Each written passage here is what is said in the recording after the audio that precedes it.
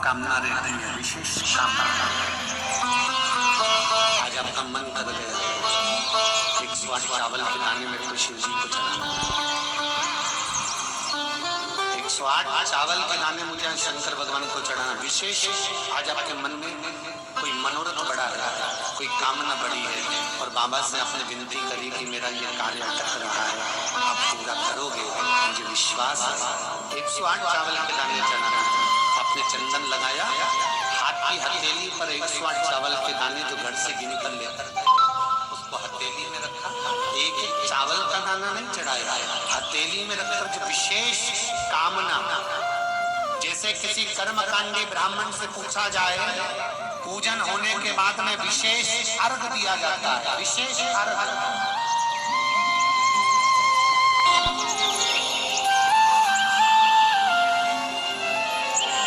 उसी तरह विशेष कामना के दुख कटता ही नहीं है, दुख कट ही नहीं रहा।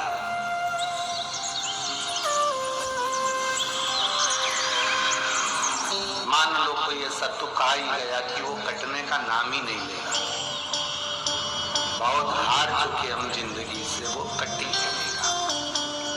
थोड़ा ठीक होता फिर दुख आता, फिर ठीक होता फिर दुख आता।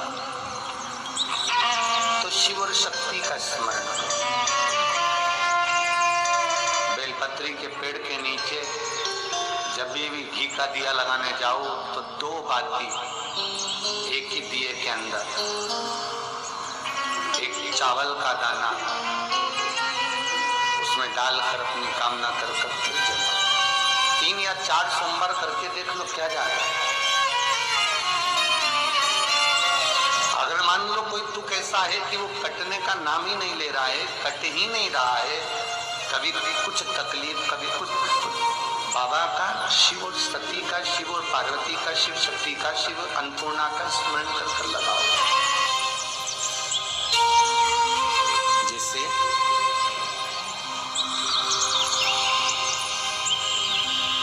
बेले के फल का गुर्दा, बेल का जो फल होता है, बेलपत्री का फल, उसका जैसे गुर्दा, उसके अंदर का जो भाग होता है बेल का, तो गुर्दा,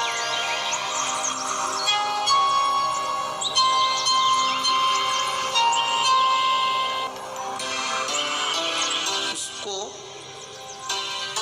अग्नि में जलाकर उसकी भस्म तैयार कर छान कर जब जब आपके यहाँ विद्वान ब्राह्मण शिव जी का अभिषेक कराते हैं, पूजन कराते हैं, तो उसमें लिखते हैं पूजन के साहित्य में, बेलपत्री, धतूरा, दुर्वा, ये उसमें नीचे लिखेंगे भस्म। लिखते कि नहीं लिखते? लिखते हैं ना, भस्म अभिषेक में चाहिए रहे।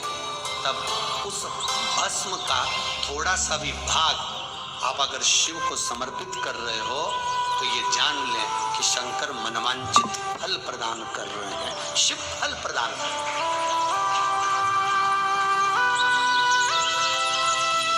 महाराज,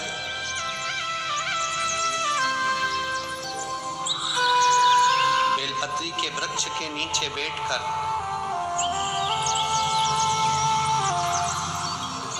हाथ में एक बेलपत्र का पत्ता रखकर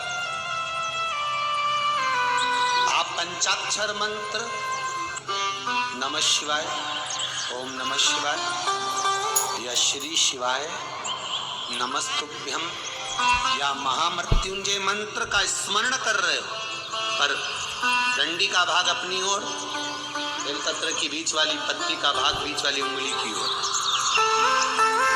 रखकर अगर आप स्मरण कर रहे हैं और अपनी कामना कर बेलपत्री के वृक्ष के नीचे बैठकर उस पत्ते को सम्मुख रखकर बाबा से विनय कर एकांत में उस बेलपत्री के वृक्ष की छांव में, बेलपत्री के वृक्ष की छांव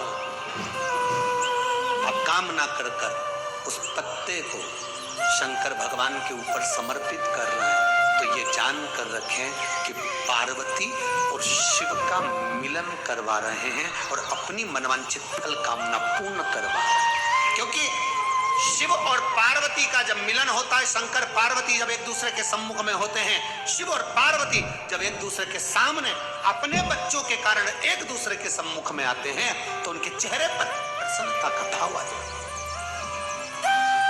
फल, मनवांचित फल की कामना, आप जिस कामना के लिए कर रहे हैं, विवाह के लिए, नौकरी के लिए, सर्विस के लिए, व्यापार के लिए, रोग मुक्ति के लिए, आप जिस कामना से कर रहे हैं, बस उससे कहा कभी सोमवार का दिन हो, क्योंकि शंकर जी को सोम प्रिय है, सोमवार का दिन, चंद्र का वार शिव जी को प्रिय है, शिव जी को प्रिय है। दुकान पर 24 घंटे बैठो तो व्यापार नहीं होता, घर में लक्ष्मी नहीं टिक रही हो, पैसा नहीं आ रहा हो, तो बड़ के पेड़ के नीचे, पीपल के पत्ते के ऊपर, बड़ के पेड़ के नीचे की मिट्टी को गीला कर कर पीपल के पान पर, पीपल के पत्ते पर एक शंकर जी के शिवलिंग का निर्माण करो। क्या बनाना? शंकर भगवान का शिवलिंग। शिवलिंग बनाकर उसकी बटकेश्वर महादेव के नाम से पूजन करो। 7 बार कच्चा दही चढ़ा दीजिए। उस दही को थोड़ा सा चम्मच में उठा लीजिए। उस दही को लाकर जहां तुम्हारा व्यापार है, जहां तुम कमाने के लिए बैठते हो, दुकान पर बैठते हो, उस दुकान पर उस दही से स्वस्तिक बना दीजिए। और इस पीपल के पत्ते पर जो बटकेश्वर महादेव का तुमने निर्माण करा है, इसको ले जाकर विसर्जन कर दीजिए। आपकी दुकान 3 महीने के अंदर धड़ाके से चलना प्रारंभ हो जाएगी। लक्ष्मी की कभी कमी नहीं आएगी। ये बटकेश्वर महादेव का पूजन है। कौन से महादेव है? जम के बोलिए।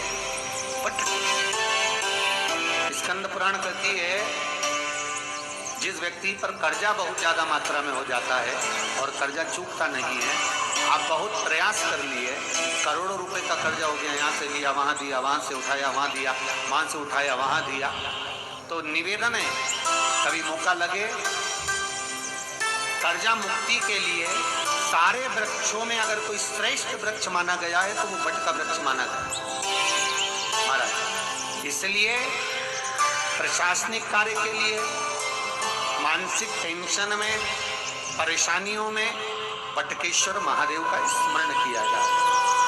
और यदि निवेदन करूंगा बहुत ज्यादा, यदि आपको कर्जा हो गया, बहुत ज्यादा कर्जा हो गया और वो कर्जा चूक ही नहीं रहा, तो थोड़े दिन बड़ के पेड़ के नीचे आप बटकेश्वर महादेव के लिए 1 लोटा पानी, उसमें थोड़ा सा पिसा हुआ चावल पीस के गला लेना, चावल को और पीस लेना, पीस के उस पानी में मिला लेना और मिलाकर उसमें थोड़ी सी हल्दी पीसी हुई डालकर बटकेश्वर महादेव के नाम से बड़ के पेड़ के नीचे अपनी कामना कर कर जो कर्जा हुआ है उस कर्जे का भान देते हुए, स्मरण देते हुए छोड़ दीजिए।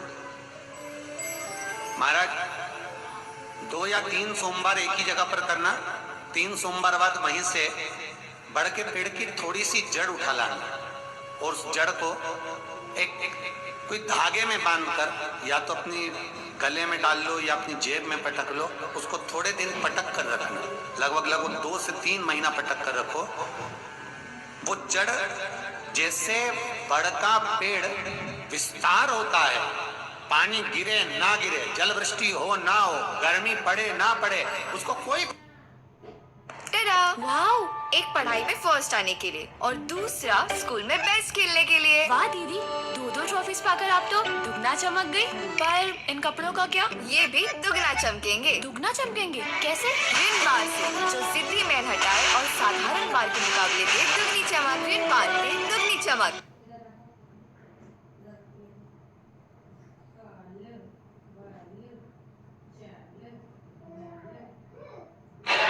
मंदिर में अगर दिया लगाने जा रहे हो, बाती लगाई है आपने मंदिर के अंदर, तो कुछ देर बैठिए, कुछ देर स्मरण करिए। हमारे यहाँ तो यहां तक कहा गया है कि किसी मुर्दे को अगर जलाया भी जाता है तो कपाल क्रिया तक रुकना